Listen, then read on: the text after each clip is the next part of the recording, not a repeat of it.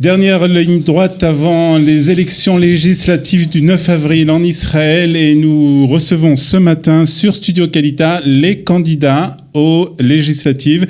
C'est-à-dire que nous avons choisi ceux qui sont sur les listes des différents partis pour un débat, pour ceux et celles qui sont encore indécis peut-être, pour ceux qui n'ont pas encore pris leur décision et qui ne savent pas quel bulletin mettre dans l'urne mardi prochain. Eh bien, on va essayer d'avoir une réponse. En tout cas, on va écouter aussi chacun et chacune, puisque nous avons aussi une représentante féminine de cette campagne électorale.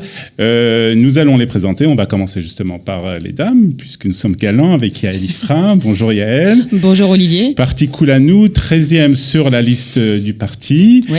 À côté Albert Lévy du parti Zéhout, numéro 8 sur la liste Zéhout. Et nous avons de l'autre côté Yossi Tayeb, numéro 15 du parti Chaas, et Yom Tov Kalfon de Yemin Hadash, numéro 11.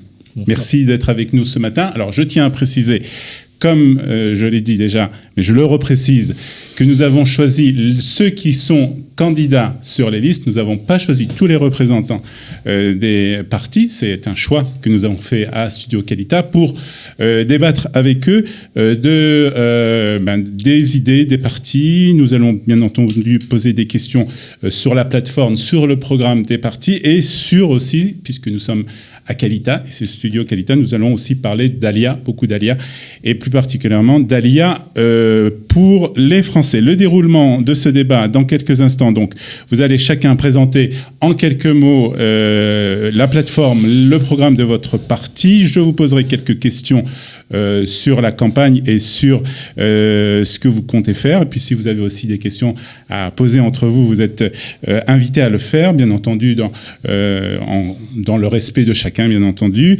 Et dans la deuxième partie, nous parlerons d'Alia et nous terminerons en troisième partie, et vous aurez chacun à peu près 1 minute 30 pour convaincre les auditeurs de Studio Qualita de voter pour vous. On commence avec Yael. Yael, quelques mots pour présenter la plateforme et le programme de Koulanou. Alors la plateforme de Koulanou, elle est très simple, puisque tout ce qu'on désire, c'est continuer la révolution sociale qu'on a démarrée il y a 4 ans, avec laquelle on a mis en place des réformes qui n'avaient pas été faites dans le pays depuis plus de 30 ans, avec des résultats remarquables, surtout sur le logement, dont on a enfin réussi à faire baisser les prix, moins 2,3% en 2018 après des années de hausse, sur l'aide aux familles et aux classes moyennes, avec un système d'incitation fiscale, de Neto Mishpacha, donc un système de points de crédit pour les jeunes familles, de subvention des centres aérés pour les enfants, donc d'aide aux familles jeunes et plus âgées, d'aide aux personnes âgées, et tout ça en conservant une croissance remarquable, puisque l'économie israélienne ne s'est jamais aussi bien portée. Les notations des institutions internationales comme Fitch et Moody's ont encore monté la note d'Israël récemment. On emprunte sur les marchés souverains à des taux imbattables, moins chers que l'Arabie Saoudite, donc c'est dire.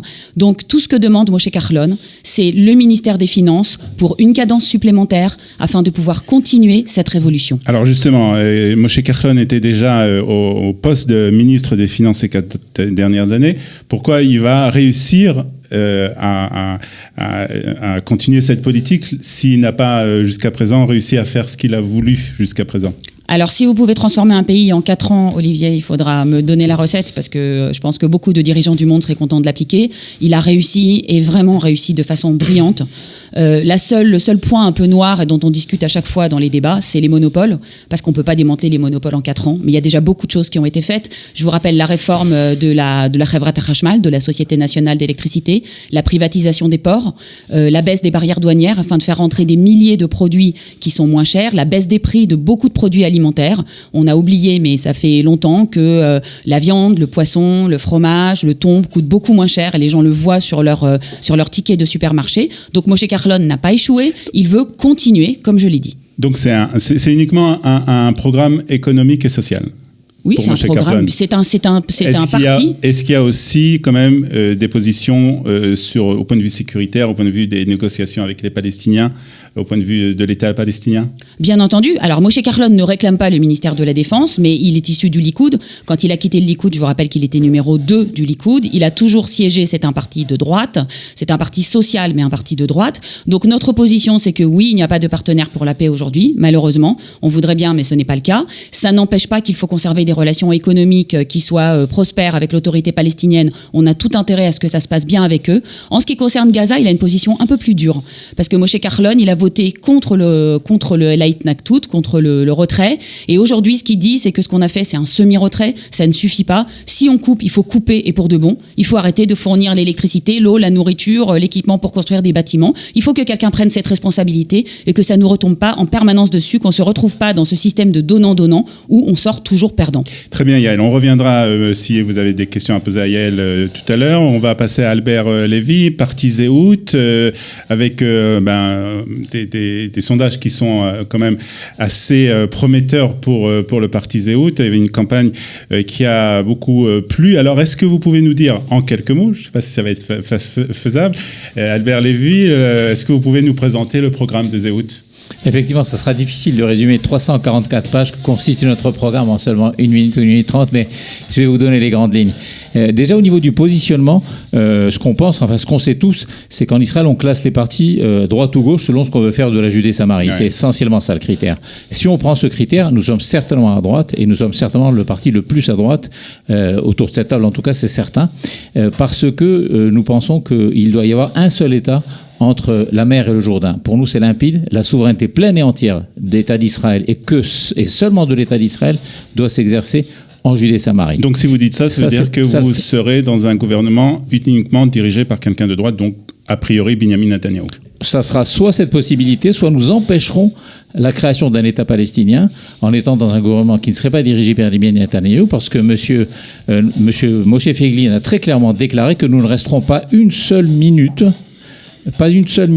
dans un gouvernement qui expulserait un seul juif de sa maison en Judée-Samarie ou qui transmettrait un seul centimètre carré à une entité autre qu'Israël. Donc, a priori, il n'y a pas de problème pour Zéhout de rentrer dans un gouvernement avec Benny Gantz comme Premier ministre. C'est pas notre zone de confort. Évidemment, c'est pas ce qu'on souhaite, parce que nous, ce qu'on souhaite, c'est l'exercice plein et entier de la souveraineté d'Israël sur l'ensemble de la Judée-Samarie. Et évidemment, on a beaucoup plus de chances d'atteindre cet objectif avec un gouvernement qui soit complètement à droite. Si on est dans un gouvernement différent, on pourra seulement limiter les dégâts et limiter la création d'un État palestinien qui serait une catastrophe. Ça serait pire qu'un deuxième Oslo. Et donc ça, on l'évitera absolument. Alors, on vous laisse continuer sur le programme. Donc le programme, à part ce côté-là, qui est le côté de l'avenir de la Judée-Samarie, on pense qu'aujourd'hui, les concepts de droite et de gauche sont obsolètes. Qu'en fait, sur l'immense majorité des problèmes, il faut voir le problème tel qu'il est et le regarder sous toutes ses coutures et essayer de faire preuve de créativité. Comme on dit en hébreu, la hashom ichut makuvsa, penser un petit peu en dehors de la boîte. Et c'est ce qu'on a essayé de faire. On a écrit un programme, ça fait 4 ans qu'on y travaille. Personnellement, j'ai écrit le chapitre relatif à la protection de l'environnement. Et d'ailleurs, nous sommes le seul parti qui a un vrai programme en matière de protection de l'environnement. Ce que j'ai écrit fait 15 pages que pour ce sujet et j'ai contribué à d'autres chapitres. Donc la grande ligne, s'il y a un fil conducteur sur l'ensemble de notre programme, c'est la liberté, le concept de Hérout en hébreu, appliqué dans tous les domaines. L'économie tout d'abord, nous voulons avoir une économie réellement libérale et contrairement aux mauvaises langues qu'on entend à droite et à gauche sur Internet et ailleurs, ça n'est absolument pas contraire, c'est tout à fait compatible et ça va tout à fait dans le sens d'une meilleure politique sociale parce que quand on fait baisser les prix de la nourriture de manière conséquente, ça aide avant tout et beaucoup plus proportionnellement les couches défavorisées que les autres. C'est pareil pour le logement, c'est très mignon d'avoir fait baisser les prix de 2,6% l'année dernière des logements, mais en réalité, si on regarde les choses en face, c'est absolument ridicule qu'un couple doive gagner à la loterie. Alors, qu'est-ce que propose Zéhout ? Sur ce plan-là, c'est très clair. On souhaite tout d'abord fermer le Réjout Mekarkei Israël, qui est l'administration qui contrôle 93% des terrains d'Israël et qui libère au compte-gouttes les terrains et qui crée en conséquence une pénurie artificielle. Et donc, les terrains sont trop chers. En plus de ça, cette organisation, comme on le sait tous, est bureaucratique, rouillée, étanche, et c'est un nid de corruption, comme on l'a su dans le passé, il y a eu beaucoup d'affaires. Premier point. Deuxième point, on veut simplifier. Est-ce que c'est quand même réalisable de faire, vous annoncer des choses qui sont quand même assez incroyables, surtout lorsqu'on sait comment le système israélien fermer une institution comme écoutez, je vous rappelle qu'on est tous assis autour de cette table aujourd'hui à Jérusalem parce qu'un jour quelqu'un a dit Im tirtsu zolo hagada. Voilà. Ouais. Donc si vous voulez, mais il n'y avait pas de coalition à l'époque. Si vous le voulez, faisons-le. Non, voilà. Mais il n'y avait pas de grève à l'époque aussi non plus. Il n'y avait pas de grève non plus à l'époque. L'un de nos programmes précisément, c'est de limiter les droits de grève pour les services publics indispensables. Moi, j'ai une question de fond sur cette histoire de vouloir fermer le Minhal Mekarkei Israël. On voit que ça a été rédigé par quelqu'un qui a des grandes idées, mais qui n'a jamais vraiment été au poste, parce que les terrains, ils vont continuer d'exister. On va pas. Évidemment, aujourd'hui, le Minhal Mekarkei Israël. Par rapport à ma question, question. Aujourd'hui, le Minhal Mekarkei Israël, un sujet que je connais bien puisque je suis avocat, gère 93% des terres du pays. Ces terres existent encore. On ferme cette institution. Qu'est-ce qui va se passer demain ? Qu'est-ce qui va se passer ? Il y aura forcément quelque chose qui va devoir les régler. Il va se passer ce qui se passe dans tous les pays européens, aux États-Unis. Il y aura un marché des terrains. Les terrains seront. Il va falloir quelqu'un qui gère. Les terrains seront achetés et vendus. Oui, mais et vous, les avocats, vous aurez encore plus de travail. Achetés et vendus, il va falloir une administration qui gère l'achat et la vente des terrains. Ce que fait aujourd'hui Minhal Mekarkei Israël. Il y aura un cadastre, comme il y a dans tous les pays modernes. Si vous êtes avocat, moi je suis promoteur immobilier, j'ai construit plusieurs immeubles et des immeubles de taille conséquente. Je peux vous dire que la construction m'a pris en tout et pour tout. Non, mais là on ne parle pas de construction. Vous voulez fermer une administration qui gère quelque chose qui existe. Il m'a demandé ce qu'on voulait faire. Les terrains ne vont pas disparaître, il va falloir quelqu'un qui les gère. Mais le cadastre est là. Ça me rappelle la réforme. Il y a quelque temps, on a fait la réforme de Réchut Hachidour. On a fermé. Vous savez très bien qu'au venant de France, il y a un cadastre qui sait très bien qui est à quoi. Et quand un terrain change de propriété, on connaît le nom du bon propriétaire. On va créer un marché des terrains. Il va falloir gérer ces terrains, la vente, l'achat. Il va falloir une administration. Donc, en fait, ce que vous voulez fermer. Surtout ne prononcez pas le mot administration dans l'oreille de quelqu'un qui est sur le parti Zéhout. On veut justement. On a compris que vous voulez plus d'État. Vous voulez fermer l'État d'Israël. Ça va être le Far West. On va se balader chacun avec son revolver et sur son cheval, les cow-boys. On a bien compris. Israël, tout Eretz Israël, avec moins d'administration, de bureaucratie, que l'État nous fiche la paix. Voilà. C'est une utopie sociale, mais c'est certainement pas pas réalisable. Im tirtsu. Je voudrais juste rappeler le Réchut Hachidour, juste à ce sujet. Il y a quelque temps, pour fermer une des plus petites administrations qui existent dans l'État d'Israël, qui est l'Office de radiodiffusion, Réchut Hachidour, quelques centaines d'employés. Ça a pris 4 ou 5 ans, des grèves, et en fin de compte, ils ont recréé une société de diffusion qui est la Kan Achat Esrei, que c'est à peu près pareil, un peu mieux amélioré. Donc en fin de compte, vous voulez faire ça à l'échelle de la plus grosse, une des plus grosses administrations. Et le gouvernement a failli tomber. C'est un projet écrit par quelqu'un qui a des rêves, pas par quelqu'un qui est déjà rentré dans un ministère et qui a vu comment ça se passe. Si vous baissez les bras devant quelques difficultés, alors vraiment, vous ne devriez pas rentrer en politique. Je voudrais qu'on continue, qu'on parle d'un sujet aussi qui est très important à Zéhout et qui est tout ce qui concerne le sujet de Dat Vemedina, religion et État, où vous voulez faire une séparation totale. Olivier, je vous remercie infiniment de cette question parce que vraiment, vous ne pouvez pas savoir la quantité de mensonges qui circulent sur Internet à ce sujet. D'accord. Alors, écoutez, on est attaqué par des gens,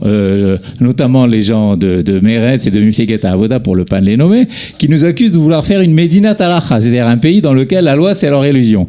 Et de l'autre côté de la carte politique, on est accusé de gens qui nous accusent de vouloir faire un pays laïque. C'est à mourir de rire parce que c'est deux arguments diamétralement opposés.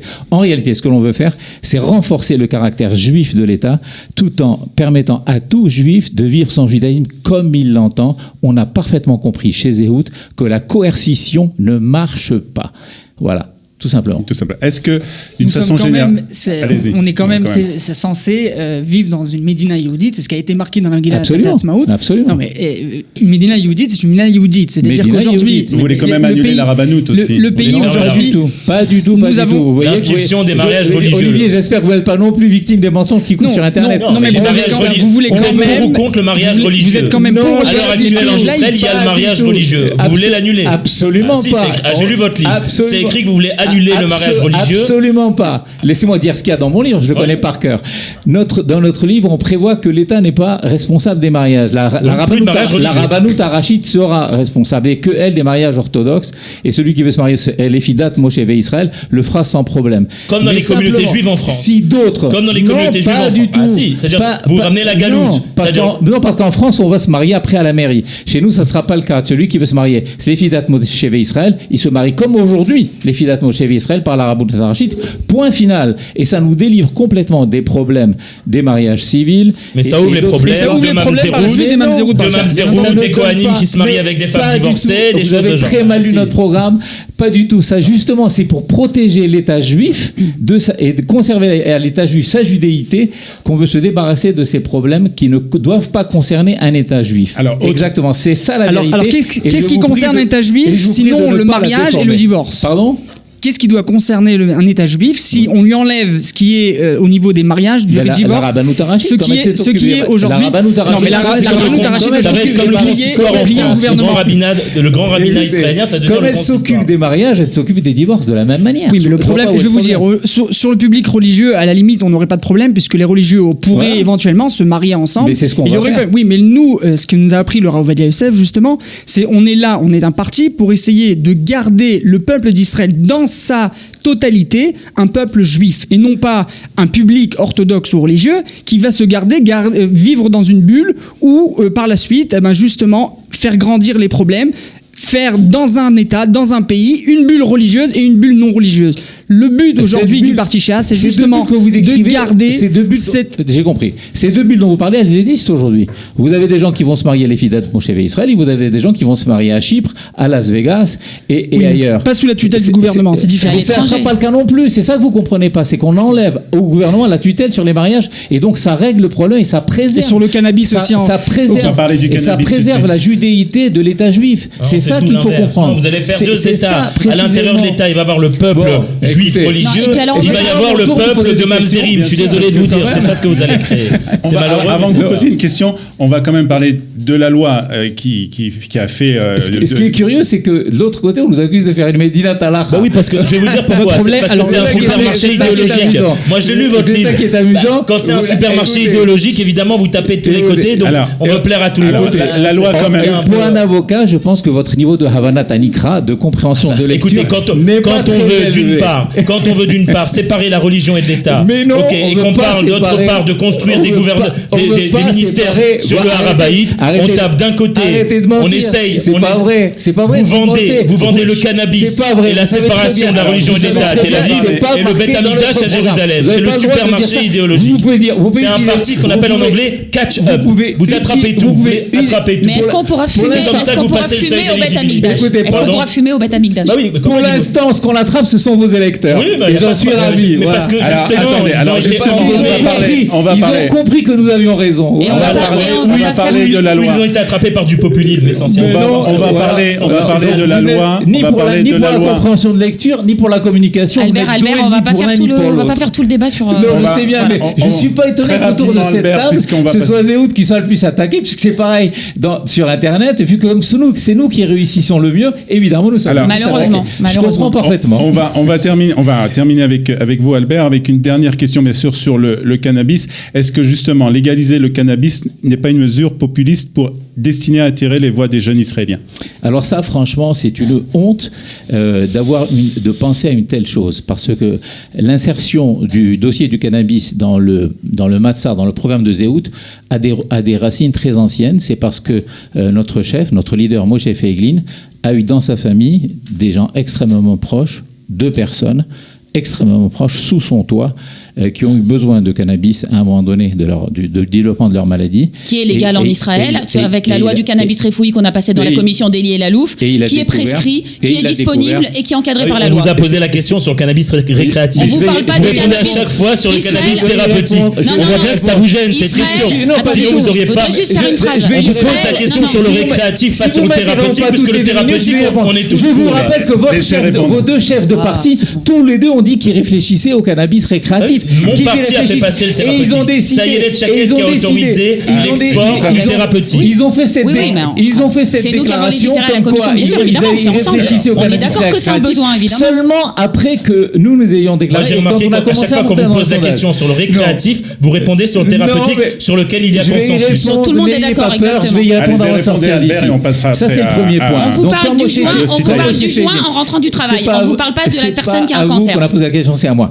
Donc, Moshe Feghlin a creusé le dossier parce que c'est quelqu'un de très yesodi, comme on dit en hébreu, quelqu'un qui va au fond des choses. Et quand il a compris, quand il a bien étudié le dossier du cannabis, il a compris qu'il y avait déjà une quinzaine de pays, et pas des moindres, la Californie, le Colorado, le Brésil, l'Uruguay, le Canada et bien d'autres, des pays très développés, qui avaient légalisé le cannabis récréatif pour des raisons qui sont très bonnes, parce que ça fait, 1, baisser la consommation, 2, ça augmente la qualité du cannabis qui est fumé, et donc c'est beaucoup moins nocif, mais ça l'est toujours. Troisièmement, ça met les mineurs à l'abri, parce que le minimum de l'âge pour le consommer, c'est 21 ans, alors qu'aujourd'hui, vous avez des dealers qui vont à la sortie des lycées et qui vendent du cannabis et des drogues dures à des mineurs. Et ensuite, il y a une économie souterraine qui se crée, qui ne paye ni impôts, ni bitoirlé ni rien. Et enfin, pour finir, la terreur et la mafia se financent par le commerce du cannabis illégal. Et tous ces effets bénéfiques, on a pu les observer dans tous les pays qui ont légalisé le cannabis récréatif, monsieur Yom Tov. Il y en a Et combien dans le monde et aucun, sur 194? Il y en a 15 et tous les autres en discutent. Et vous comptez 8 Et aux ensuite, États-Unis. et aucun de ceux qui a initié cette légalisation n'a reculé. Donc si vous souhaitez... Parce si que vous c'est avez un devenu problème- Pas des exact. c'est- La Hollande a reculé il y a quelques mois Oui, voilà. et a interdit aux touristes l'utilisation. C'est pas Je vous- exact. Parce que ça crée un Non, tourisme. C'est un peu ça le crée même un problème qu'à Moshe Feiglin. je vous invite- Vous dites les choses très bien, de Je manière vous- très je- belle. Malheureusement, c'est souvent faux. Non, je vous invite à discuter avec vos deux chefs de parti qui étudient actuellement le dossier du cannabis. Oui, mais parce on a que ce aucune sont- honte sur ça. Moi aussi, Voilà, alors je vous dis la voilà. vérité. Voilà, qu'est-ce qui Encore vous arrive Parce que alors c'est la C'est différence pas parce entre que le vous êtes- c'est parce que vous populisme êtes- et la c'est- responsabilité. c'est pas Le le populisme, populisme. c'est de dire oui, pour vendre ça aux Tel Avivim, les Satlanim, on leur vend du rêve. Et les fait- chefs de parti qui sont responsables, ils disent oui au thérapeutique. C'est Ayelet Chaket qui a fait passer le cannabis thérapeutique à l'export en tant que ministre de la Justice. Ce sont des gens responsables, Il y a la- sérieux. il y a la loi de- il y a la loi de- C'est toute la différence avec un populiste qui a beaucoup de charisme, cherche et qui vend du Ça fait rêve. 4 ans On que va nous passer- rédigeons notre programme. Ça fait 4 ans que ce sujet est dans le programme. Et il y a seulement 2 pages sur les 344 pages qui concernent le Ouais, cannabis dans votre notre premier programme. congrès des Voilà. élections, c'était une jeune fille qui allait chercher les gens sur Rothschild et lui dire vous voulez faire entrer, prendre du cannabis au Kenneth à cannabis. On a vu. on va passer. Jamais de la Ah, ça a été jamais de la diffusé vie. sur Cannes à Khatesrei. On ne viole Et je pas la pense loi. même connaître la jeune fille. Au niveau du parti, si quelqu'un a violé individuellement une loi, c'est son affaire. Nous sommes un parti absolument légaliste. Merci Albert. On Merci. va passer maintenant à Yossi Tayeb, donc du Chasse. En quelques mots, Yossi, des mots. Présentez-nous le parti Chasse et quel est le programme du parti. Bon, le parti Chasse est un parti, je pense, le plus ancien ici des partis qui sont sur le plateau. Un parti de plus de 30 ans qui a été créé au départ par le Rav Ovadia Yosef, qui était par la suite, avant même le grand Raman d'Israël. Il faut comprendre que le parti Chasse aujourd'hui, il a toujours été un parti religieux qui se bat et qui affronte les autres partis qui sont ici aujourd'hui. Religieux Sfarad. Religieux séfarades, justement pour donner en face de nous, contre les partis, justement de garder nos valeurs culturelles Alors justement, en est-ce Israël. Est-ce qu'il y a encore une place pour un parti sectoriel en 2019 en Israël? Alors, je suis content de votre question parce que, bon, c'est vrai qu'on paraît peut-être un parti sectoriel du fait qu'on s'appelle Agudat Asfaradim ou Khadim, etc. Aujourd'hui, le parti Chasse, est vrai qu'il a été créé sur un public séfarade, mais il faut comprendre que le parti Chasse est en parallèle là pour garder les valeurs culturelles du pays à part entière. Et ce que je disais tout à l'heure à Albert, c'est justement au niveau du parti Chasse et de Guimel éventuellement, on n'aurait aucun problème de séparer Datou Medina, ce qui serait peut-être le plus facile aussi pour nous les religieux.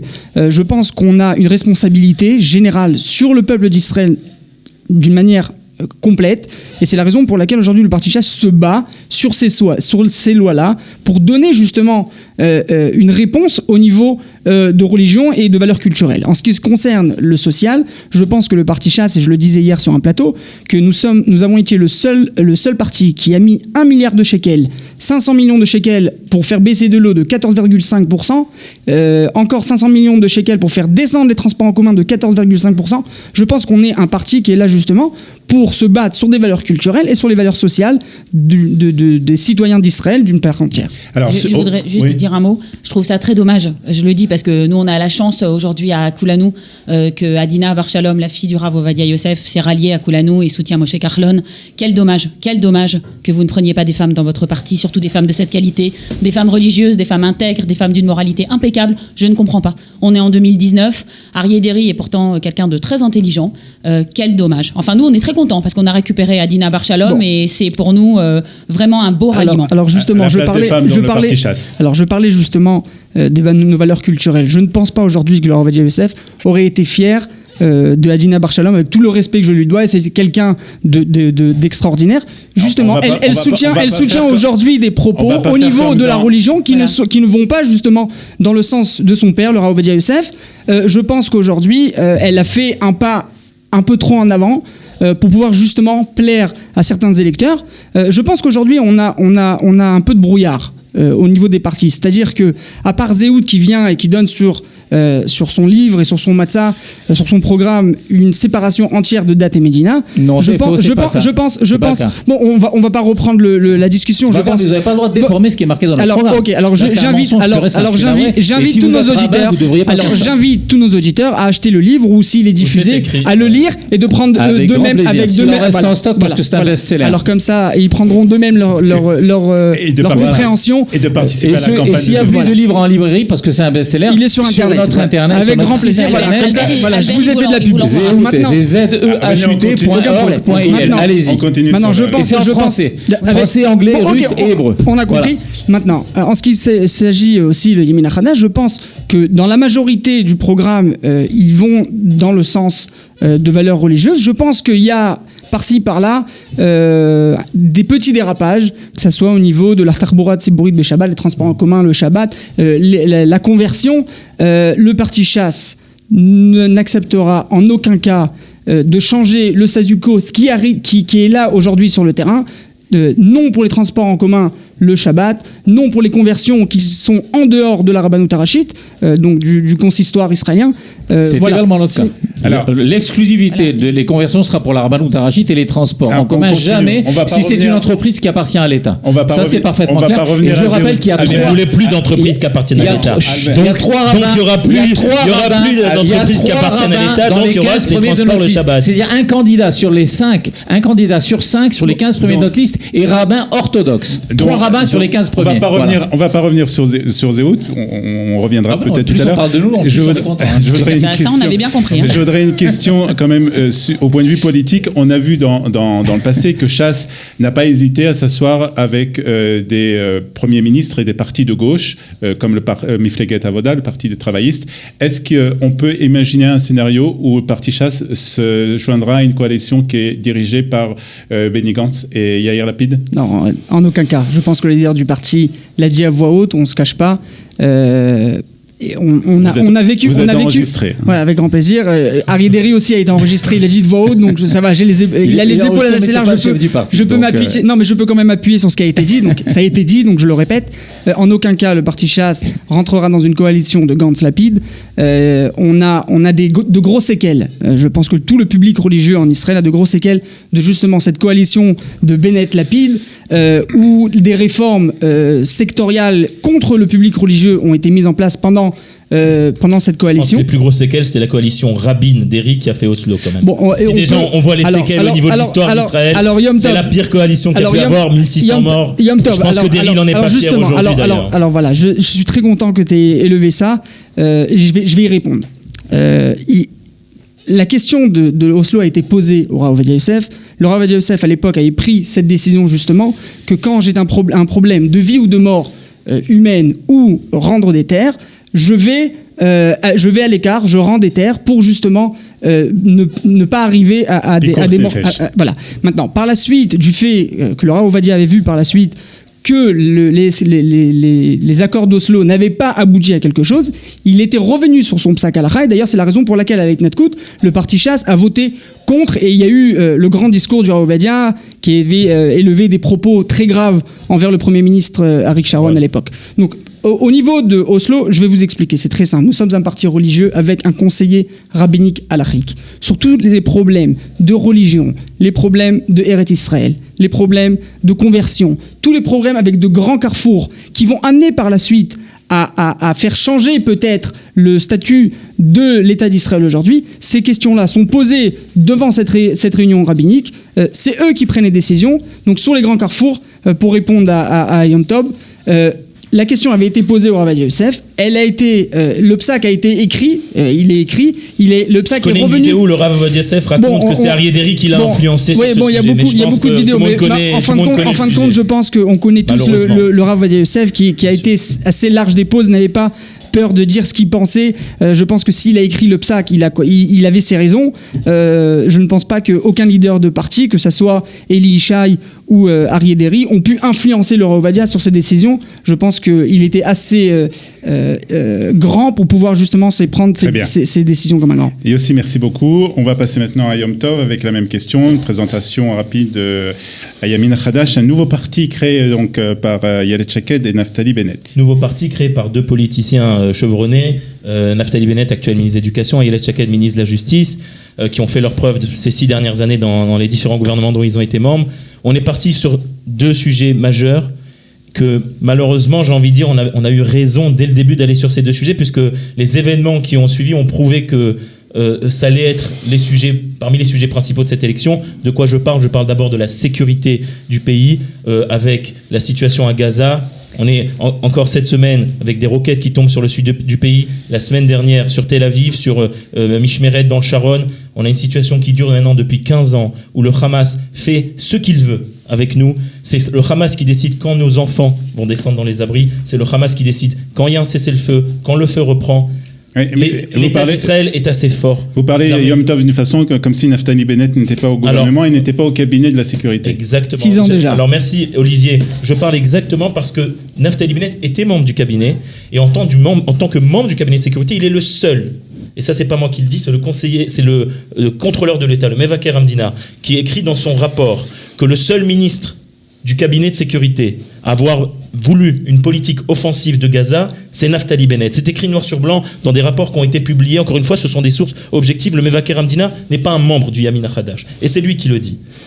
Oui, mais il y a tout ce qui s'est passé pendant les 4 dernières années où le cabinet de sécurité se réunit toutes les semaines et où toutes les décisions sont prises à l'unanimité, c'est la règle. C'est une très bonne remarque. Bennett, c'est lui qui, en 2014, durant l'opération Tsukeitan, a découvert cette histoire de tunnels, 36 tunnels qui venaient de Gaza, enfreindre la souveraineté d'Israël, arriver dans nos villages du sud du pays. Bennett a demandé la destruction de ces tunnels par une attaque offensive. Mais ça ne sert à rien de détruire les tunnels si on ne liquide pas ceux qui les construisent. On détruit des immeubles vides. Alors je vais y arriver, c'est une très bonne remarque, Albert. Je vais y arriver. Il faut Bennett a demandé cibler tous les terroristes. Oui, mais ça c'est le programme de Bennett. Pour une fois, vous dites que c'est nous qui vous copions. Ça c'est le programme de Bennett depuis plusieurs années. Sauf que vous, quand Feiglin tournait autour du cannabis. Bennett, il a demandé déjà en 2014 une attaque préventive sur les tunnels. À l'époque, qui était face à lui au cabinet de sécurité justement? Moshe Ya'alon, ministre de la Défense, Benny Gantz, chef d'état-major. Ils lui ont dit non, nous ne voulons pas. Arrête de faire l'enfant. Ils lui ont dit, ce sont les propos du chef d'état-major. Arrête de faire le va-t-en-guerre. Tant que les tunnels ne sont pas opérationnels, il ne faut pas les bombarder. Et Bennett s'est opposé tous les jours à chaque réunion du cabinet. Il est revenu sur ça de manière presque infantile, les gens ont dit. Et en fin de compte, c'est lui qui avait raison. Parce que qu'est-ce qu'ils attendaient? Ya'alon l'a reconnu sur une émission télé il y a encore quelques semaines. Il dit oui, on ne voulait pas faire d'attaque préventive. Ils attendaient qu'il y ait un carnage, que ces tunnels soient opérationnels, que le Hamas tue des civils. Tu peux pas dire que le ministre de la Défense et le chef d'état-major attendent qu'il y ait un massacre en Israël. C'est des gens qui consacrent leur vie à la défense de l'État. Il faut être un peu responsable quand on parle quand même. Je suis désolé, malheureusement, la question de ces élections est là. Il y a deux visions. Il y a deux visions de la politique sécuritaire d'Israël. Il y a une vision ces dernières années qui cherche à ne pas aller au combat, qui cherche à chercher le teco, à chercher l'égalité. On le vit tous. On n'a n'a pas besoin d'être un spécialiste en sécurité. On le voit à chaque fois. Le Hamas nous lance des missiles et à chaque fois on cherche le cessez-le-feu. Le cabinet a peut-être des raisons. La raison est une mauvaise. La raison est une mauvaise vision de la sécurité du pays. Nous voulons changer de disquette. Le cabinet sécuritaire. Laissez-moi juste finir par rapport à la vision. Nous, ce que nous voulons et ce que propose Naftali Bennett, il a déposé un plan au cabinet il y a 10 mois de cela qui s'appelle Bio-Hametz. dont je vais. Oh mais c'est facile, les gens qui n'ont jamais été au pouvoir disent toujours bidon, c'est ça les anarchistes. C'est comme votre plan sur l'ALIA, tout ça pour dire, pareil, tout ça pour dire, nous on veut changer de vision au niveau de Gaza. C'est quoi notre vision ? Notre vision elle est simple et je vais vous détailler le plan de Bio-Hametz. Le Bio-Hametz dit quoi ? Dit il faut bombarder toutes les installations militaires et terroristes de Gaza et annuler ce qu'on appelle le Noal Akesh Baga qui existe aujourd'hui, à cause de la Cour suprême notamment, qui dit qu'il faut prévenir les gens du Hamas et les Palestiniens avant qu'on leur jette les bombes. Bennett dit, il n'y a pas de raison que eux, laissez-moi finir, il n'y a pas de raison que les Palestiniens peuvent vivre eux quand ils veulent, faire ce qu'ils veulent avec les missiles, et ce sont nos enfants qui eux doivent rentrer dans les abris quand le Hamas le décide. Donc nous voulons bombarder toutes les infrastructures, chaque maison où il y a un missile est une cible. Clairement, autre chose qu'il faut faire, nous pensons que même s'il faut, pour mener à bien cette opération, évacuer pour un temps donné les populations civiles qui sont autour de la bande de Gaza, pour qu'il n'y ait pas cette situation de Sartanout Rikshit, j'ai envie de dire, du fait qu'il y ait des morts, du fait qu'il y ait des morts de notre côté, alors on va essayer de tenir Tsahal. Non, alors Bennett dit, quand on fait une opération de ce genre, il n'y a pas de raison. Le Hamas, c'est une micro-organisation terroriste face à une armée puissante comme Tsahal. Il faut que Tsahal gagne. Nous le pouvons. Parce que quelqu'un vous avez dit, on parle de choses. L'État d'Israël a fait des choses bien plus grandes que cela. Tsahal a la capacité. Ce qu'elle n'a pas, ce sont les dirigeants appropriés. Et c'est pour cela que notre parti a mis ça sur la table. On a compris ce que vous voulez avoir, c'est avoir le ministère de la Défense. Alors j'ai une question à mon tour à vous poser. Comment pouvez-vous avoir le moindre espoir que M. Netanyahou, si c'est lui qui crée le gouvernement, va proposer à M. Bennett le portefeuille de la Défense, alors qu'il le lui a refusé une première fois, alors que M. Bennett avait menacé de faire tomber le gouvernement, et il l'a même pas fait par la suite. Si Bennett et Ayelet Shaked n'obtiennent pas le portefeuille de la Défense pour Naftali Bennett et le portefeuille de la Justice pour Ayelet Shaked, vous n'entrez pas dans la coalition avec Benjamin Netanyahou. Contrairement à M. Feiglin, Bennett a déjà prouvé qu'il était capable de siéger aux côtés de Netanyahou, puisque Feiglin n'a jamais réussi durant 20 ans à siéger, à être ministre de Netanyahou, même s'il était membre de son parti. Contrairement à M. Feiglin, qui ne supporte pas Netanyahou, Bennett a déjà prouvé qu'il était capable. Expliquez-moi comment, par quel miracle, M. Netanyahou va nommer Bennett ministre de la Défense. Contrairement à M. Feiglin, qui a été membre du Likoud pendant 20 ans, qui n'a rien réussi à faire, bien qu'étant membre du parti de Netanyahou, Bennett, n'étant pas membre du Likoud, a été déjà 2 fois ministre dans 2 gouvernements Netanyahou, ministre de l'économie, ministre de l'éducation, qui est le plus gros portefeuille du gouvernement. Donc sur ça, c'est pas un problème. Netanyahou ne voulait pas non plus. Trésor quand même, je pense. Non, au niveau du budget, le plus gros budget du gouvernement, c'est le budget de l'éducation. Il a dépassé depuis que Bennett est ministre de l'éducation. Il a dépassé celui de la Défense. Je l'ai rappelé hier. Catastrophique. Les résultats PISA, on est 40e Israël sur 70 pays. Non, c'est faux. On a bien compris. Pour répondre à la question, Shaked. Netanyahou ne voulait pas que Shaked soit ministre de la Justice. Parce qu'il savait quelles étaient ses capacités. Il faut savoir qu'au Likoud, ça n'a pas été bien pris avec quelqu'un comme Yariv Levin qui aurait voulu être ministre de la Justice. En fin de compte, c'est Shaked qui est devenu ministre de la Justice. Ça veut dire quoi ? Avec les mandats et avec la force politique, Bennett et Shaked ont déjà prouvé qu'ils rentrent dans le gouvernement et qu'ils obtiennent les ministères qu'ils veulent. Nous l'aurons aussi si le public nous fait confiance et nous donne les mandats. Bennett aura le ministre de la Défense et Shaked aura le ministre de la Justice. Et ça, on n'a pas de doute à avoir sur ça. Pourquoi nous voulons ces 2 ministères sur le reste du programme. Voilà, ces 2 ministères vont ensemble. Shaked mène depuis 4 ans une révolution qui n'a jamais été menée pendant 40 ans par aucun ministre de droite au ministère de la Justice. Tout le monde le voit, tout le monde le sait. Je partage beaucoup de moments avec Shaked depuis 1 mois et demi. Je suis avec elle sur les marchés, je suis avec elle dans les canyonymes. Il n'y a pas un moment où les gens, le public ne le disent pas. Bravo Madame Shaked pour ce que vous faites depuis des années au ministère de la Justice. Shaked mène depuis 4 ans une révolution au ministère de la Justice. Elle a changé 334 juges sur 750, 40% de l'effectif de la Cour suprême. Grâce à elle, on arrête de détruire des Yishuvim en Yehuda Veshomron. Mitzpeh Kramim, le dernier exemple, c'est Shaked qui a fait ça. Elle a tous les jours. Moi, je lis le Haaretz, qui est un journal de gauche. Moi, je prends plaisir à lire les articles du Haaretz sur Shaked. Et le Yishuv Belmont qui n'a pas été évacué. Ils sont en panique par rapport à ce que fait chaque aide au ministère de la Justice, les gens de gauche, et c'est pas pour rien. Yom Tov. Tout ça, par rapport à la suite du programme, on va y arriver. On est pour mener une politique économique libérale avec briser les monopoles. Contrairement à ce qu'a dit Bennett, a déjà brisé des monopoles, lui, dans sa vie, contrairement à d'autres. Il a brisé le monopole du fromage. 60% de la Gvinette Seouba a baissé. Oui, Bennett, alors c'est ce qu'est ministre d'économie. Oui, mais non, ça c'est non. Non, Yael, c'est Bennett. Ok. C'est Moshe Kachlon. Ne mangez que du fromage. C'est faux.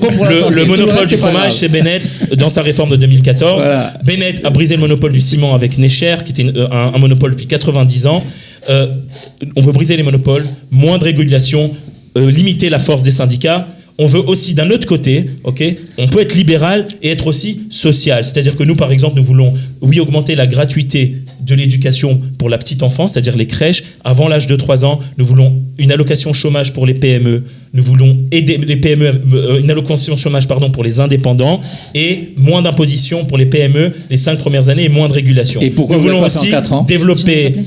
On a compris que tout votre programme, c'est ça. Quand quelqu'un n'a rien, c'est la seule chose qu'il propose. On a déjà fait énormément en 4 ans et on va faire encore. Si vous voulez, je peux présenter le bilan. Le dernier mot, le dernier point qui est très important, je pense que pour nos spectateurs, au niveau du plan économique et social, c'est le logement. Nous proposons d'augmenter l'offre avec plus de construction. Nous avons un projet de construire 100 000 unités de logement à l'ouest de la Samarie. Nous avons fait le calcul qu'il y a là-bas dans les zones sur les Admot Médina qui y a là-bas. Dans les A et B, vous les donnez aux Palestiniens. Nous parlons entre Rochaïn et Ariel. Et la zone A et la zone B, s'il vous plaît, Albert, laissez-moi juste finir après on me demande. C'est déterminé. Parce que si vous prétendez être de droite, comment vous pouvez oser donner la plus grande partie de la Nous, on prétend être de droite parce que nous, on soutient Bibi comme Premier ministre et pas Gantz. Quand votre parti soutiendra Bibi, il pourra se présenter être de droite. Tant que votre parti soutient Gantz comme Premier ministre, il pourra répéter 6 fois par jour qu'il est de droite. Votre parti est un parti qui veut la fin du gouvernement de droite. Aujourd'hui, la plus grande peur de Bibi, c'est que vous passiez le seuil d'éligibilité. La question est la suivante. Nous voulons construire 100 000... Je ne laisse pas finir la phrase. La question est de construire là-bas. S'il y avait plus de femmes sur ce plateau, je pense que ça serait passé de façon beaucoup plus civile. Très franchement. 100 000 unités de logement. En Samarie, il y a de quoi construire 100 000 unités de logement. C'est proche du centre du pays. C'est à 20 minutes de Tel Aviv, de Netanya. Là-bas, on pourra placer les jeunes familles. De manière automatique, les prix vont baisser aussi dans le centre du pays si on construit par 100 000 unités de logement. Et ça, c'est très important. C'est à la fois pour les Olim et à la fois pour les jeunes couples israéliens. Le logement, je pense que c'est un sujet très important. C'est un programme parce que nous, chez Kulanou, on est très contents de voir que sur les dernières semaines de la campagne, tout le monde reprend toutes nos mesures. Alors, la révolution du Gil Harach de la jeune enfance, on l'a lancée il y a 1 mois et demi, d'accord. C'est notre plan, il est déjà financé. Mon plan a été créé en janvier. Non. D'accord, nous on l'a lancé, d'accord. Alors qui a écrit sur un coin de table de café et qui a des idées géniales, le plan de la nouvelle droite et qui a fait baisser le fromage et qui a fait baisser le thon. Ok, donc on peut en parler jusqu'à demain matin. Tout le monde en Israël a toujours eu les meilleures idées il y a 15 ans, mais juste n'a pas eu l'idée d'en parler. Alors concernant Moshe Kachlon, la révolution du Gil Harach, c'est nous qui l'avons sortie. Elle est déjà financée. On a docteur Yifat Chacha-Biton qui est docteur en éducation, qui est numéro 3 sur notre liste. Il y a également Sarat Hashikun Vabdinoui, d'accord, parce qu'on peut pas avoir non plus tous les portefeuilles. Vous avez la justice et vous avez l'éducation. Nous aussi, on a quelques portefeuilles. Ce plan a été lancé. Il est déjà financé. C'est la subvention et non pas la gratuité, parce qu'il faut arrêter de se gargariser avec des grands mots. La gratuité, depuis l'âge 0, ça n'arrivera jamais en Israël. Aujourd'hui, il y a des gens qui payent 5 000 shekels par mois pour la crèche. Nous, on propose un système de coupons. Vous aimez bien. Il y a une loi qui s'appelle Chok Chinur Chinam. Cette loi commence à l'âge de 3 ans. Nous voulons modifier l'âge qui est dans cette loi progressivement à 2 ans. Merci, et à je suis 1 au courant. an. Nous, on va faire rentrer. Quand je parle de je voudrais terminer. On va faire rentrer l'éducation des jeunes enfants depuis l'âge de 1 an sous l'égide du Misrad Achinour. Ça fait partie de notre plan pour qu'il y ait un continuum, pour que les enfants qui ont des problèmes soient dépistés plus tôt, pour qu'il n'y ait pas d'enfants qui tombent en dehors de la maréchet, comme on dit en hébreu. Donc nous, on a un système de coupons qui permettra à toutes les familles de façon universelle de payer 1200 shekels par mois pour faire garder leurs enfants en Mahon, avec également une surveillance. C'est nous qui avons fait passer également la loi sur la surveillance de tous les centres de la petite enfance après la mort de plusieurs jeunes enfants quand on s'est rendu compte qu'il n'y avait pas de formation. On a un plan national de professionnalisation des sayaot. C'est nous qui avons rajouté également des sayaot. Non. C'est facile. Quand vous avez le ministère des Finances, évidemment, vous allez prendre tout le crédit. Et je termine le projet. Non, je suis désolé, je peux pas laisser laisser ça Non, passer. non, mais là, moi aussi, je te ne dis, peux pas laisse-moi laisser terminer ça comme t'as passer. fait tout à l'heure. La Sayat Chnia, c'est un termine. projet de Bennett Oui, au ministère de financé l'Éducation. par le ministère Mais des évidemment, Finances. Très bien. alors le ministre des Pas Finances, tout. alors c'est très facile. Non. Alors le ministre des Finances a Non. tous les projets de tous Il y a les ce qui est ministères. budgété, il y a ce qu'on rajoute. Bah non. Deuxièmement, je termine. Yael, Je termine. Vous êtes ridiculisé sur cette Je remarque. termine. Le projet de Sayat Chnia, il sort du budget du Misrad Achinour et c'est le Sarah Achinour qui l'a mené. Le Sarah Achinour, c'est Naftali Bennett. D'accord, Alors ok. ne lui enlevez. Donc je termine. C'est complètement Ok, ridicule de lui enlever voilà. ce crédit. On termine Non, avec non. Toi, Yael. tu as On termine Yael et on passe un après au débit sujet de impressionnant, Nadia. c'est magnifique, mais je Non, vais mais- juste terminer ce que j'ai à dire. Après, Et non, mais- dernièrement, on a sur notre liste Roy Cohen. Roy Cohen, c'est quelqu'un qui avait monté dans un premier temps, qui a essayé de monter un parti, mais qui finalement nous a ralliés. Roy Cohen dirige l'association Lahav, qui est donc l'association de tous les travailleurs indépendants d'Israël. Ça veut dire les garages, ça veut dire les coiffeurs, ça veut dire tous les techniciens, ça veut dire les réparateurs, ça veut dire également les restaurateurs. Et on a lancé également un plan national pour les indépendants, qui comporte bizarrement beaucoup des mesures que tu viens de citer, en particulier pour le Osek Patour, le fait de remonter le plafond à 150 000 shekels, ce qui permet de ne pas tomber tout de suite dans des tracasseries administratives, le fait de pouvoir déduire des dépenses professionnelles, par exemple le véhicule de travail, ce qui n'est pas possible aujourd'hui. On est plombier, on a une voiture, on a tout son matos dedans, on n'a pas le droit, c'est pas une voiture de travail, donc avec nous ça sera possible. La possibilité de déduire du bitoire Léomi également un certain nombre de dépenses, et la possibilité d'avoir pas du chômage mais des jours de maladie. Et on a déjà fait passer avant la fin de la cadence une possibilité pour les femmes qui sont travailleuses indépendantes de ne pas perdre tout leur bitoire Léomi si pendant leur congé maternité elles travaillent. Congé maternité qu'on a également rallongé d'une semaine. Voilà, Très donc bien. là j'ai pu dire quelques trucs, merci Voilà, beaucoup. Très bien. Alors Bravo, on va Yael. passer Très bien. à l'autre Clairement. sujet qui nous intéresse beaucoup ici à Studio Qualitas, bien entendu l'Alia de France et l'Alia en général. Avec, on va refaire un tour de table. On va essayer de le faire un peu plus calmement cette fois-ci et de laisser à chacun le temps de s'exprimer. Quels sont les projets, les programmes que vous voulez mettre en place si vous, bien entendu, vous êtes élu pour l'Alia de France? On commence avec Yael. Alors nous, on a pris conscience. À Koulanou, je reconnais que ça, on a un Français depuis très longtemps à Koulanou, Chaim Messika, qui travaille avec nous.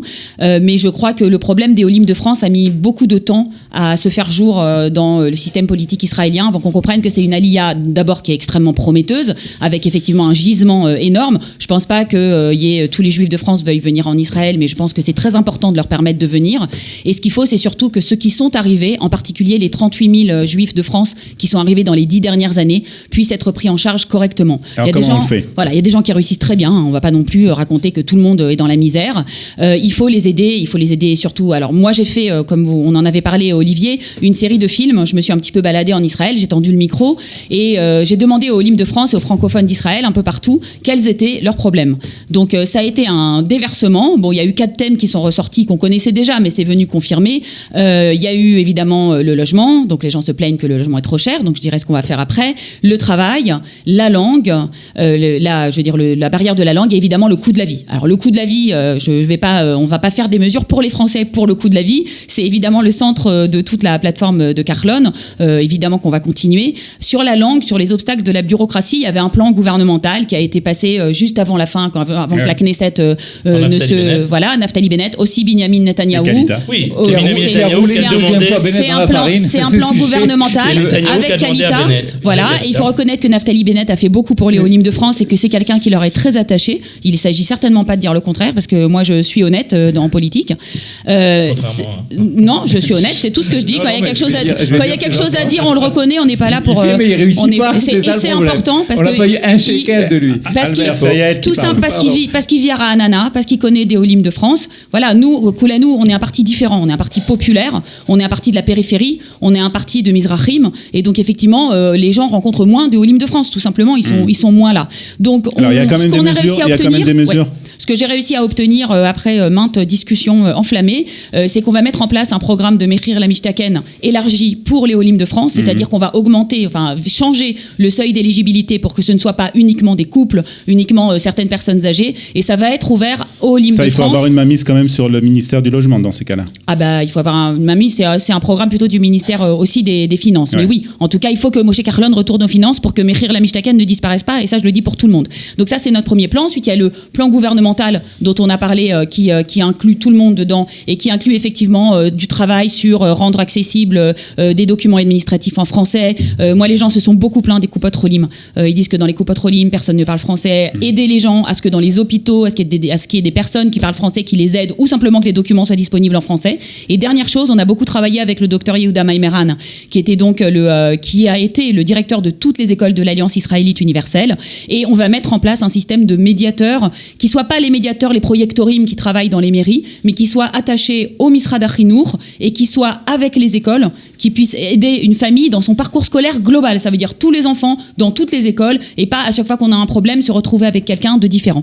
Donc c'est ce que nous on a mis en place pour les Olim et évidemment on est un parti sioniste, social, souverain. On veut que le maximum de Olim viennent de France, mais on veut surtout que quand ils sont ici, ils soient heureux, qu'ils s'intègrent, qu'ils gagnent leur vie et qu'ils se disent pas uniquement qu'ils sont venus pour leurs enfants et que pour eux c'est fichu. D'accord. Albert, le programme pour les Français, pour l'Alia de France de Alors, ce que je Zéhout. voulais tout d'abord souligner, c'est que Zéhout est le plus francophone des partis, puisque le Rav Haïm Amsalem, qui est un francophone, qui était numéro 2 de la liste, tout de suite derrière Moshe Feiglin, et c'est un rabbin orthodoxe. Et quant à Ancien moi, de chasse, d'ailleurs. et quant à moi, ancien de chasse. de tous les partis. Et Il fait quand- tous les partis. et quant à Il a moi- dépassé de 6 pieds à ce niveau-là. Quant à moi, je suis 8e sur la liste, et donc entre lui au numéro 2 et moi au numéro 8, nous avons tous les deux des chances très très grandes d'être Havrei Knesset. Nous aurons donc la possibilité d'être co-décisionnaires. Parce que le problème des Français, des francophones en général, c'est qu'ils tendent la main et que la main revient vide. On l'a bien vu quand, la dernière fois, M. Netanyahu a roulé dans la farine M. Bennett. Il l'a fait travailler pendant quelques mois pour faire un plan sur l'ALIA. Et après, au Conseil des ministres où ça devait avoir lieu, il a carrément enlevé ça de l'ordre du jour. Et de même qu'il a roulé M. Bennett dans la farine pour le ministère de la Défense, il l'a roulé dans la farine pour On a l'intégration. bien compris que vous n'aimez pas Donc, Netanyahou et que vous allez soutenir Gantz. On a bien compris. Vous n'avez pas besoin de taper tout le temps sur Netanyahou. Ce que nous allons faire, Il y a eu ce la que je décision ferai- d'aller ce que je ferai, il y a eu moi, la décision des élections aussi entre-temps. Donc ce que j'ai proposé de faire il y a déjà très longtemps sur la chaîne israélienne en hébreu, la chaîne 20, où j'avais été invité à l'émission, et je l'ai dit, ça se trouve sur YouTube. Je propose que les Français aient une organisation comme celle qu'ont les anglophones, qui s'appelle Nefesh Benefesh, et qui fait un très bon travail. Ils ont un taux de retour d'échec beaucoup plus bas. Il y a Kalita, Elle existe déjà. hein. Oui, Kalita fait un excellent travail. Elle n'est pas du tout aidée. Elle n'a pas du tout les subventions qu'elle devait avoir suite au travail de Bennett. Elle a eu 0 pointé. Donc, ce qu'il faut, c'est donner une partie du budget du ministère de l'Intégration, qui est un ministère rouillé, inefficace et qui n'aide pas les Français. Tout le monde le sait. Demandez aux gens de Kalita, puisque nous sommes dans les studios de Kalita. Demandez aux dirigeants de Kalita ce qu'ils pensent de l'efficacité du ministère de l'Intégration envers les francophones. C'est 0. Donc, en fait, tant qu'on n'est pas tant que nous, les francophones, on n'est pas donner la force aux organisations comme Kalita pour faire le travail. Comme l'a dit un certain général une fois, les Français parlent aux Français parce qu'on parle leur langue, on connaît leur mentalité, on connaît leurs besoins et on sera beaucoup plus efficace pour les aider et on saura les aider aussi en amont. Parce qu'une partie, il faut reconnaître aussi que toute la faute n'est pas du côté du ministère de l'Intégration ou de l'État d'Israël. Il y a un certain nombre de Olim qui font leur alia pas assez bien préparés, qui prennent des décisions un peu à la légère. Et donc, il faut aussi faire un travail en amont, comme le fait Nefesh Benefesh. Donc, l'excellent travail que fait Nefesh Benefesh pour les anglophones, je propose qu'on fasse la même chose pour les Français, pour les francophones en général. Voilà. Très bien. Si Tayeb, le Parti Chasse a fait une campagne en français très importante. Je crois que c'était la première fois qu'on avait eu une campagne du Parti Chasse en français. Qu'est-ce qu'il propose pour les francophones? Je pense d'abord que je suis le mieux placé sur le plateau pour parler de l'ALIA francophone. Je suis moi-même dirigeant d'une section francophone dans une très grande fondation qui a mis énormément d'argent pendant ces 10 dernières années, qui a mis en place des programmes éducatifs dans les communautés, etc. Notre leader, Ari Ederi, est venu me voir en me disant justement qu'est-ce qui avait lieu et quels étaient les problèmes des francophones. J'ai étalé devant le conseil du Parti Chasse justement les problèmes des Olim francophones. Nous avons parlé des problèmes d'éducation, le problème des communautés, le problème de l'emploi et des retraites par la suite. Je suis un homme de terrain avant d'être un homme politique. Je connais le problème francophone et des Olim de France de très près. Pour parler du programme francophone, c'est très simple. Les Olim francophones qui arrivent ici en Israël ont un problème dans l'éducation, que ça soit, et je ne cible aucun secteur, que ça soit dans le système orthodoxe, comme dans le système Mamlarti ou Mamlarti Dati, le problème est là sur le terrain et est grave. Nous avons commencé à mettre en place justement un système qui réussira à placer dans les établissements existants ou dans de nouveaux établissements, des groupes pédagogiques francophones qui ont exercé en France, en parallèle avec les groupes pédagogiques israéliens. Nous ne parlons pas d'ouvrir d'écoles francophones, mais d'écoles à la française. Tout simplement, qu'il y ait une synchronisation totale entre le moré, le professeur, les parents, l'élève, tout autour justement d'une vie communautaire. Quand même. Non, nous parlons d'écoles religieuses, oui, tout à fait. Nous ne parlons pas des écoles existantes aujourd'hui au Parti Chasse. Nous avons déjà ouvert une école à Ashdod qui s'appelle Yavne. Nous avons reçu déjà un terrain avec une promesse de construction à la mairie de Herzliya. Nous sommes sur la même vision sur la mairie de Netanya.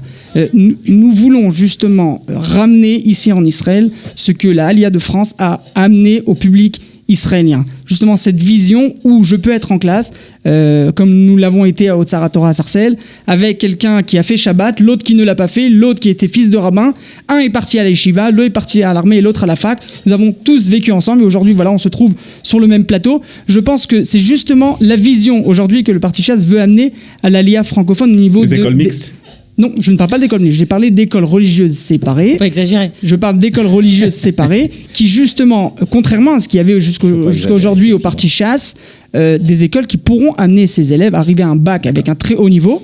Par la suite, nous laissons la décision aux parents, aux élèves, de décider est-ce qu'ils veulent aller à la yeshiva ou à l'armée ou à la fac. Je pense que sur ce point-là, nous devons donner à nos Olim de France justement une très bonne qualité d'études de Chol, de maths, d'anglais, de physique, tout en ayant des cultures qui sont là, des cultures de judaïsme sur lesquelles on a grandi en France. Ça, c'est sur le point éducatif. Au niveau des communautés, le Parti Chasse a déjà mis en place au sein du ministère, ce qu'on appelle des religions, des cultes, a mis en place ce qui existait d'ailleurs, donc c'est pas quelque chose de nouveau, il existait pour les Éthiopiens, il a existé pour d'autres aliotes qui sont arrivés en Israël, une section justement qui va pouvoir donner la possibilité à des rabbins qui exercent déjà ou qui n'exercent pas encore, de venir et de pouvoir exercer dans des communautés existantes, d'amener de l'argent pour ouvrir de nouvelles communautés. Ça a été fait pour les Éthiopiens, il n'y a aucune raison qu'il ne soit pas fait pour les Juifs de France. Pour clôturer le tout, le leader du parti l'a dit à voix haute qu'il demandera comme clause pour rentrer dans la coalition de Benjamin Netanyahou, le ministère de l'intégration, il compte se battre pour ça. On en a marre, et je le dis à voix haute, que le ministère de l'intégration soit une agence de Israël Beiteinu.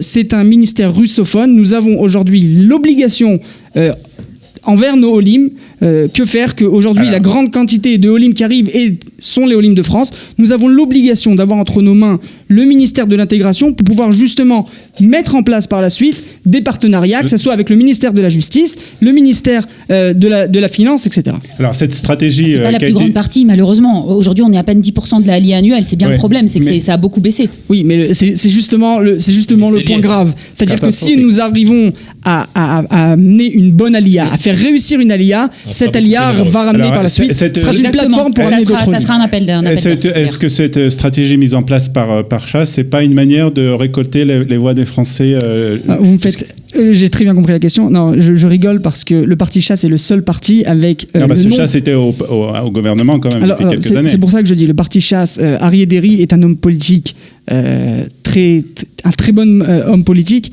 Il fait pas des choses en l'air et il lance pas des promesses comme ça. Moi, je l'avais rencontré il y a de ça 4 ans. On parlait justement du public francophone et il m'a dit, regarde, je vais commencer par les municipalités, je vois comment ça marche et après on avance sur le plan national. Je pense qu'au niveau des municipalités, dans le dernier mandat, il a fait rentrer 4 élus municipaux. Le Parti Chasse a un tissu très large d'élus municipaux, même plus grand que le Likoud, 268 élus dans tout Israël. Aujourd'hui, 4 d'entre eux francophones, dont moi, adjoint au maire à Kiryat Yearim, Shmuel Marciano à la mairie de Jérusalem, etc. Donc je pense que Aryeh Deri a déjà fait ses preuves, a déjà fait un pas vers les Olim au niveau des municipalités. C'est ce qu'il a fait en me mettant dans la liste électorale des législatives pour pouvoir justement amener quelqu'un au niveau national. Je pense qu'il est là pour tenir ses promesses. Il a fait un pas et nous sommes sur la bonne ligne. Très bien. Yom Tov, alors on connaît bien entendu, on a entendu beaucoup parler du programme qui a été mis en place par Naftali Bennett qui n'a pas été réalisé. Quels sont les projets ? Les projets sont simples. On parle mon parti porte le plan national pour l'intégration qui a été écrit par Naftali Bennett en collaboration avec l'association francophone et Kalita, à la demande, il a été mandaté au Conseil des ministres par le Premier ministre Netanyahou pour écrire ce plan. C'est un plan qui a été réfléchi. Naftali Bennett n'a pas sorti de son chapeau. Il a dit, je vais aller voir Kalita, je vais aller voir les associations, je vais écouter quels sont les besoins. Nous nous sommes rendus compte que les besoins sont les suivants. Au niveau de l'emploi, il faut aider les francophones à trouver des emplois qui correspondent à leurs compétences. On veut développer le système des hubs pour l'emploi. Et nous, on ne veut pas que en fait tout ce sujet de l'intégration ne doit pas être aux dépens d'un philanthrope. Ce n'est pas normal qu'un hub pour l'emploi ne soit pas financé ou au moins cofinancé par des fonds publics. Donc il faut développer ce système dans toutes les villes où il y a des francophones, à Natania, à Ashdod, etc., pas seulement à Tel Aviv et Jérusalem. Nous voulons aussi développer tout le problème de la bureaucratie, qui est un vrai problème. Il y a encore des diplômes qui ne sont pas reconnus. On connaît le problème douloureux des infirmières, des métiers du paramédical. Et pour ça, il faut une force politique. Et c'est pour ça que Bennett a compris qu'il faut une force politique. Donc il faut un francophone, un député francophone à la Knesset. Et c'est pour ça qu'il a mis un député en place éligible. Oui, il y avait Eliel Alouf à la commission des affaires. Et c'est nous qui avons fait passer les diplômes. On a été bloqué pour les infirmières de façon... On a bossé dessus pendant 2 ans. Je suis tout à fait d'accord sur ça. 2, 3, j'espère qu'on y sera tous. Vous ferez pareil pour les électriciens et les plombiers. Exactement. Ou nous parlons de... Non, c'est une très bonne remarque. C'est une très très bonne remarque de Yossi. Il y a 160 dans le plan, nous parlons aussi des formations professionnelles, des métiers qui sont métiers manuels, c'est très important. Il y a aussi beaucoup de hauling qui viennent de ces métiers, c'est très important. Nous parlons évidemment d'éducation. Il faut augmenter aussi des budgets. Ça a été dit tout à l'heure, Albert l'a dit, mais Bennett, c'est maintenant qu'il se réveille avec son plan pour l'intégration. Je crois que Albert, tu as été membre de Kalita. Je ne sais pas si tu as suivi, mais Kalita et Bennett... Je ne veux pas tirer parti du fait que j'étais au bord de Kalita. Alors, mais si tu étais au bord de Kalita, j'imagine que tu es au courant que Naftali Bennett... J'ai eu des discussions avec les dirigeants de Kalita et je sais parfaitement que le ministère de l'Intégration leur a apporté quasiment zéro. De l'intégration. Non, mais moi, le ministère de Kalita leur a apporté quasiment zéro. Mais par conséquent, il faut prendre les choses. Mais quel est le ministère qui a travaillé avec Kalita et qui a déjà lancé un projet? Comme on vient de le dire, zéro. Ce qu'il faut compter, c'est à la réalisation. Alors, la réalisation, elle est en cours. On va en parler parce que Albert, bien que membre de Kalita, n'est pas au courant d'un projet qui est porté par Kalita et Naftali Bennett, qui est le projet qu'on appelle Margishim Babait. On parle de réalisation. Moi, c'est ça ce que j'appelle la réalisation. À l'heure actuelle, on est en train de parler, il y a 2000 enfants en Israël qui profitent d'un programme de tsaharonim, d'activités extrascolaires cofinancé par Kalita et par le ministère de l'Éducation, c'est Bennett qui l'a fait. J'applaudis les deux mains, je voulais juste rajouter un point à ce niveau-là. Évidemment, c'est une goutte dans la mer. La LIA a baissé de 75%. Voilà. Moi, depuis le début, j'entends l'argument qui vient de ce côté-là de la table. Quelles sont vos réalisations? Vous n'avez jamais rien fait. Moi, ce que je sais, c'est que, par exemple, moi, j'étais... coordinateur du premier lobby francophone de la Knesset qui a été créé entre 2013 et 2015 par Yoni Shedboun, qui était du parti de Naftali Bennett et d'Ayelet Shaked à l'époque. C'est comme ça que je les ai connus d'ailleurs. Et encore à cette époque-là, un francophone qui a échoué chez eux parce qu'on lui a donné un strapontin. Alors, comme d'ailleurs à vous. Pardon, il était député à la Knesset, Yoni Shedboun. Oui, mais ce que vous n'êtes pas encore. Yoni Shedboun, et à l'époque avec le lobby francophone, avec le lobby sur l'ALIA, j'ai pas de avec le lobby francophone, on invitait des députés à participer au lobby. On avait des députés du Parti travailliste, on avait des députés du Likoud. Par contre, il y avait un député du Likoud qui n'a jamais assisté à aucune réunion du lobby francophone à cette époque-là. Il s'appelle Moshe Feiglin. Il ne s'est jamais intéressé aux Français. Et ce n'est pas pour rien. Je vais vous dire pourquoi il ne s'est pas. Je vais finir sur ça. C'est lui qui a nommé francophone numéro 2 de sa liste. Sur le programme. Notre programme compte, le programme général de la Nouvelle Droite compte 35 pages. Ok, sur les 35 pages, il y en a une entière sur l'ALIA francophone. de France. Non, il y en a une entière sur les francophones dans le programme général, et notre programme sur l'ALIA francophone fait 21 pages. Il y a 2 lignes sur l'ALIA sur les 344 pages de Zéhout, et je vais finir la parenthèse avec ça, parce que justement, nous voulons des investissements de l'État, pas une privatisation de l'ALIA comme vous voulez privatiser les hôpitaux ou la sécurité sociale. Vous voulez en fait que tout soit privé. C'est-à-dire qu'il n'y aura plus d'argent de l'État, vu qu'il n'y a plus d'impôts, donc il n'y a plus d'argent de l'État et il n'y a plus d'aide à l'intégration. Nous voulons que des dizaines, voire des centaines de millions de shekels sortent des caisses de l'État d'Israël pour l'ALIA francophone. Mon parti s'y engage. Nous y avons... C'est à l'intérieur de notre programme officiel présenté à tous les Israéliens. Il y a même Ayelet Shaked, je vais vous dire, il y a quelques jours, Ayelet Shaked était dans un Choukbaït à Tel Aviv, et une question qui lui a été posée par une Israélienne, on a lu dans votre programme, vous voulez faire venir des dizaines de milliers de francophones, ça va venir... Ayelet Shaked a dit oui, et a tenu bon, a dit oui, comme elle le fait. Il faut savoir qu'Ayelet Shaked est, je crois, la seule dirigeante de parti à avoir rencontré autant de francophones ces dernières semaines. Elle vient à tous mes congrès que je fais dans toutes les villes d'Israël. Elle était au gala du cœur de maman. Ça c'est complètement populiste, parce que non, bien sûr, on a bien compris, le populisme est de ce côté, on a bien compris. Que Bibi ne C'est donnera rien à Bennett, pas un D'accord. centime, ni pour Alors l'Alliance, encore une fois, ni pour le nous, ministère de la Défense. Si vous on voulez a faire, des ministres qui que se les sont Français engagés. réussissent, il faut créer Je pense que une organisation l'honnêteté dédiée intellectuelle, à cela. et je voudrais rappeler que Yael a eu cette honnêteté intellectuelle. S'il y a bien un parti et un ministre qui a pris l'engagement et qui a fait le pari des francophones dans cette élection, il faut le dire de manière claire et j'ai envie de dire même objective, si vous avez un minimum d'objectivité, c'est notre parti. Bennett a fait le pari des francophones, il est même critiqué par certains à ce niveau-là. Chaque, je vous ai dit, des Israéliens lui demandent, c'est vrai que vous êtes le parti des francophones. Ce ne sont rien Tout ça, d'autre que des non, paroles. on vous a prouvé que c'est déjà de la Ce ne sont réalisation, rien on d'autre que reprend des le débat paroles. tout à l'heure. Ce sont des promesses sans lendemain. Tout ça pour dire que nous avons fait le pari des francophones, clairement, et c'est pour ça que c'est même presque un appel pour les francophones. Ce parti a rentré le programme le plus détaillé, le seul programme à avoir été coécrit avec les associations francophones, le seul programme qui parle d'investissement de l'argent de l'État pour l'ALIA francophone, de manière claire. On parle de, je répète, centaines de millions de shekels. Et une dernière chose, et ça, j'invite tous les francophones, avant de mettre leur bulletin, une dernière chose, j'invite tous les francophones, avant de faire leur bulletin de vote, vérifier quel est le chef de parti qui a pris l'engagement public. J'invite les gens à aller dans ma page, vérifier ce que je suis en train de dire, de rentrer dans les accords de coalition du prochain gouvernement, un plan pour l'ALIA francophone. Le seul parti, à ma connaissance, et corrigez-moi si je me trompe, où moi j'ai la vidéo d'Ayelet Chaket qui le dit, et la vidéo de Naftali Bennett qui le disent, ils rentreront, et il a dit sur cette antenne, ils rentreront leur plan pour l'ALIA francophone, donc des centaines de millions de shekels qu'il va falloir se battre contre les autres partis pour ça. Dans leurs accords de coalition, je prends le défi et j'invite tous nos spectateurs, avant de mettre leur bulletin de vote mardi matin, de faire la vérification qui a pris cet engagement et pas d'hier. Et de rentrer sur ma chaîne YouTube en même temps. Parce que si vous dites que c'est un pari, les paris c'est à Las Vegas, hein, c'est pas ici. On vote pas. Voilà, moi, Las Vegas, c'est le pays qu'on va voir si Zéhout est élu. Voilà. Le Far West avec les cow-boys, chacun son flingue, plus de sécurité sociale, plus d'hôpitaux publics, on a bien compris. Les joints en plus. Et les gens en plus. Voilà. Non, moi, je veux juste dire, moi, je trouve ce plan super. Hein, j'ai rien à dire. Je veux juste dire que quand on vote en tant qu'Israélien, on vote pas aussi que en tant que Français.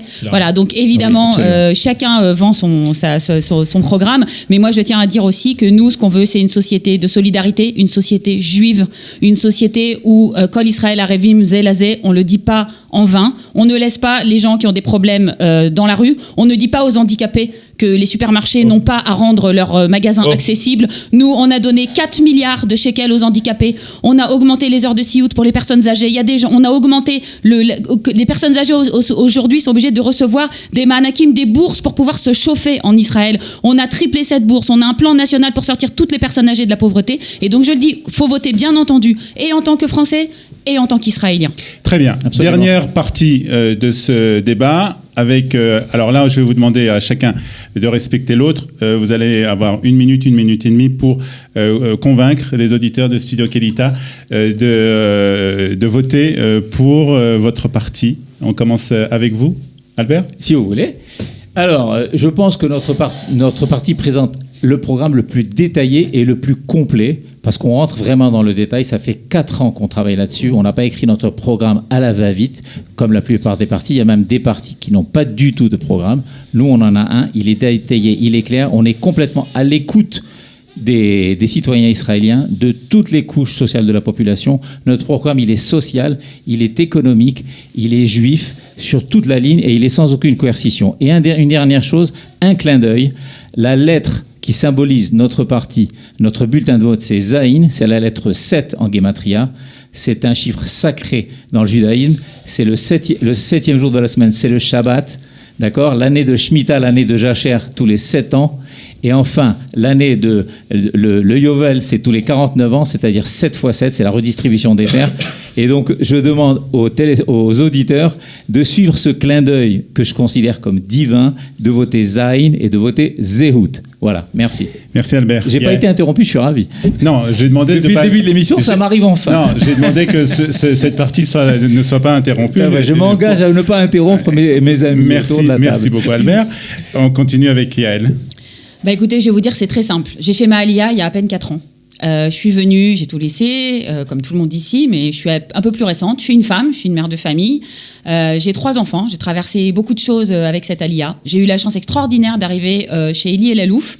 Et quand je suis arrivée chez Elie Elalouf, j'ai découvert que le parti Koulonou incarnait énormément de mes idéaux DI, de mes idéaux de juifs de France qui étaient très attachés à la solidarité communautaire. Et je pense que ce que nous avons à dire avec Koulonou aujourd'hui, c'est qu'on veut un Israël où tout le monde soit plus fort, où les enfants sortent de la pauvreté, et que si Moshe Carlon n'est pas aux finances, je ne sais pas qui sera le ministre des Finances, et tout ce qu'on peut espérer, c'est vraiment que ça ne sera pas quelqu'un de Zéhout, mais que si on veut continuer à agir pour les populations défavorisées, si on veut continuer à aider Israël à se développer, à rester un modèle pour l'Occident et un modèle pour les nations, ce qui a toujours été notre but, il faut que Moshe Carlon retourne aux finances. Merci Yael. Yossi Tayeb de Chasse. Bon, c'est le parti Chasse, comme je l'ai dit au départ, c'est un parti religieux qui est là pour se battre pour nos valeurs culturelles sur lesquelles on a été éduqués, nous, en France, au lim du Maghreb, on pourrait appeler ça comme ça, que ce soit le Maroc, la Tunisie ou l'Algérie. Nous avons vécu en France, monté une communauté qui était autour de ce judaïsme, dont ces valeurs culturelles étaient fortes à leurs yeux. Je pense qu'aujourd'hui, le parti Chasse est le seul parti qui peut justement donner ces valeurs culturelles, les garder, se battre pour le Shabbat. Nous, en aucun cas, nous accepterons les transports en commun le Shabbat, les conversions à la va-vite, les problèmes de cache-route et bien entendu, tout le programme qui a été mis en place pour les Olim. Je suis, je pense, bien placé pour en parler. Je suis monté en Israël en 1996, j'ai fait mon armée à Givati dans une unité d'élite. Par la suite, j'ai fait la yeshiva de Mir, j'ai reçu mon diplôme rabbinique, je suis redescendu en shlichut en France, entre autres par l'agence juive. Je suis revenu en Israël, j'ai connu les deux aliyahs, l'aliyah étudiante et l'aliyah de revenir en Israël avec une famille. On est là pour justement proposer aux Français, votez bien, votez Chasse. Yom Tov. Je me suis engagé il y a quelques mois de cela en politique. J'ai mis un bémol à ma carrière professionnelle, car pour plusieurs raisons. D'abord et avant tout parce que oui, j'ai vu en Naftali Bennett, en Ariel Shaked et dans ce nouveau parti de la Nouvelle Droite une vraie opportunité. Premièrement pour nous en tant qu'Israéliens. C'est un parti qui réunit des religieux, des non-religieux. C'est un parti de droite idéologique, droite dure, et une droite complètement décomplexée. C'est une droite qui ne cédera rien sur les questions de la Judée-Samarie, sur la terre d'Israël. On a peut-être oublié, nous sommes à la veille de la diffusion d'un plan, le plan Trump, Bennett en parle souvent, qui parle de retrait de 90% des terres d'Israël. Les seuls, et j'en ai l'intime conviction, qui peuvent empêcher la création d'un État palestinien et qui peuvent sauver la terre d'Israël, ce sont Naftali Bennett et Ayelet Shaked. Depuis qu'ils sont au gouvernement, remarquez-le, on ne parle plus du plan de 2 États pour 2 peuples. Ils l'ont empêché, et c'est leur entrée en politique qui a fait chavirer Netanyahou bien sur sa droite, et nous voulons continuer à le tenir à droite puisque nous soutenons Netanyahou au poste de Premier ministre, et en le tenant bien à droite, en votant pour nous, vous tenez Netanyahou bien à droite. Évidemment, je me suis engagé pour ce parti, pour tout ce qu'il veut faire pour la sécurité du pays, on en a longuement parlé, pour ce qu'il veut faire au niveau du ministère de la Justice, pour enfin rétablir de l'ordre à la Cour suprême, et aussi par rapport à son engagement, et je l'ai dit, pour l'Aliyah de francophone, pour l'Aliyah de France et de Belgique, et pour l'entrée enfin d'un député francophone à la Knesset. Dans notre parti, c'est possible. Alors, sans discuter. Tu as eu le bonus Kalita là. Ouais, 30 secondes de plus. Il y a un peu plus.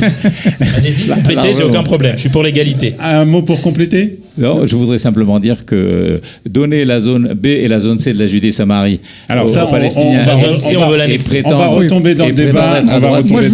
J'aimerais juste conclure. Pas crédible. J'aimerais juste conclure. Soutenir Gantz, c'est beaucoup moins crédible. Le parti Chasse a été le premier parti à enlacer Bibi. Nous sommes un parti de droite. Nous ne rentrerons, et je le répète, dans une coalition qu'avec Benyamin Netanyahou. Donc en votant Chasse, on reçoit Bibi plus avec nos valeurs culturelles et le programme de Oli. Très bien. Alors je crois que d'abord je vais vous remercier d'avoir participé à ce débat. Merci à vous, Olivier. On va surtout demander aux auditeurs une chose très importante, c'est vous pouvez voter pour Zéhout, pour Chasse, pour Yamina Hadash ou pour Koulonou. Ou pour Olivier. Le plus important, c'est d'aller voter. Voilà, très important. C'est très important, c'est de remplir ce devoir civil. C'est très très important. Donc même s'il va faire beau mardi, vous pouvez aller voter et ensuite aller à la plage ou aller à la plage et ensuite voter. Les bureaux de vote ouvrent à partir de 7h et ferment à 22h. Et vous pouvez venir nous rejoindre à partir de 21h45 sur Studio Kalita pour une soirée électorale avec, bien entendu, tous nos amis qui réagiront aux résultats après 22h, aux estimations plus exactement après 22h. Merci d'avoir participé à ce débat. Merci, bonne chance à vous tous patience. Et que le meilleur gagne. Merci beaucoup. À bientôt. Bye bye.